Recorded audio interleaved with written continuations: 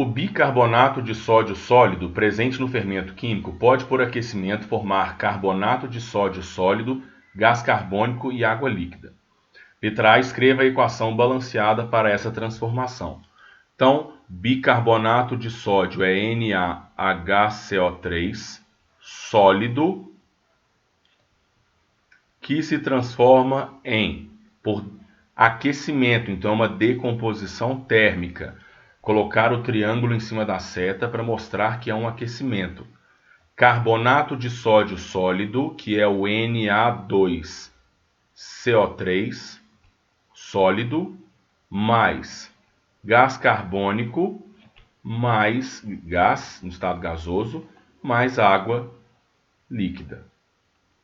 Balanceando 2 sódios no carbonato de sódio, então tem que colocar um 2 aqui na frente do bicarbonato de sódio.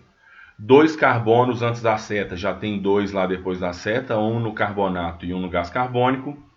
2 hidrogênios, já tem 2 lá na água. Oxigênio, 2 vezes 3, 6 antes da seta. 3 no carbonato, 3 com 2 no CO2, 5 com mais 1 na água, 6. Letra B. Calcule, a partir de 336 gramas de bicarbonato de sódio, a massa em miligramas do sal obtido com rendimento de 100%. Então, vamos cercar essa reação aqui, porque dentro dela a gente coloca a estequiometria e fora a gente coloca o que a questão está pedindo. Eu sei que 2 mols de bicarbonato se decompõem formando 1 mol de carbonato. Tabela periódica, a massa do bicarbonato de sódio é 16 do O vezes 3 dá 48, com 12 do carbono 60, com 23 do sódio com 1 do hidrogênio dá 24. Então, com 60, 84 gramas por mol. Como são 2 mols, então 168 gramas. E o carbonato de sódio ele tem uma massa molar de 106 gramas por mol. Só ir na tabela e somar a massa de todo mundo. Então, forma 106 gramas.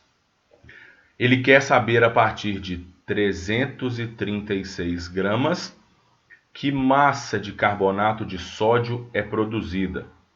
E aí, esse X dá exatamente, perceba que 336 nada mais é que o dobro de 168, né?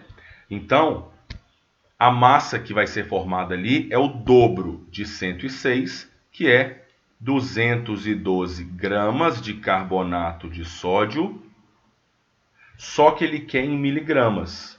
Isso dá, então, 212 mil miligramas de Na2CO3, né? Fiz uma regra de 3, olha, 168 está para 106, assim como 336 está para X. Letra C, ele quer o volume em mililitros do gás formado na decomposição de 20 mols de bicarbonato, considerando um rendimento de 90%. E deu também o volume molar. O nosso gás formado aqui é o CO2. Então, o que eu posso falar? Olha, que com 2 mols de bicarbonato, eu produzo 1 mol de CO2. Vou fazer essa relação aqui. Quando 2 mols de NaHCO3 sofrem decomposição, eu produzo 1 mol de CO2. Como ele quer saber a partir de 20 mols, então eu vou produzir simplesmente 10 mols de CO2. Lembrando, né? Por que eu estou querendo calcular quantos mols de CO2? Porque volume de gás a gente relaciona sempre com a quantidade em mol do gás. Só que ele ainda falou nessa questão que o rendimento é de 90.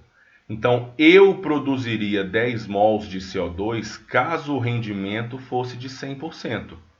Como o rendimento vai ser de 90, então, na verdade, eu vou produzir 9 mols de CO2. E ele me disse que o volume molar, nessas condições da questão, é de 25 litros.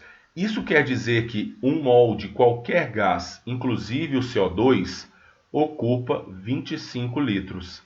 Então, 9 mols de CO2 vão ocupar que volume? Então, é simplesmente 25 vezes 9, que dá 225 litros de CO2. Tá aí a resposta da letra C. E, na letra D, ele quer indique as ligações fortes, utilizando nomes correspondentes para o gás obtido e as interações existentes no líquido formado. Gente, o gás obtido é o CO2. CO2 é uma substância molecular, formada apenas por ametais, então nós temos aqui ligações covalentes. Lembrando que quando eu pergunto quais são as ligações fortes, são as ligações entre os átomos. E como eu tenho apenas ametais, são ligações covalentes, essas ligações fortes. E já as interações entre as moléculas do líquido, o líquido é a água. Água possui uma molécula polar, devido à presença dos elétrons não ligantes aqui no átomo de oxigênio. E como eu tenho átomos de hidrogênio ligado a átomos de oxigênio na molécula, só mostrando a interação que ocorre entre o polo negativo de uma molécula de água, que se encontra no oxigênio, com os polos positivos de outra molécula de água, polo positivo que se encontra no hidrogênio. E essa interação entre moléculas polares que tenham um átomo de H ligado a flúor, oxigênio ou nitrogênio, trata-se de uma ligação de hidrogênio.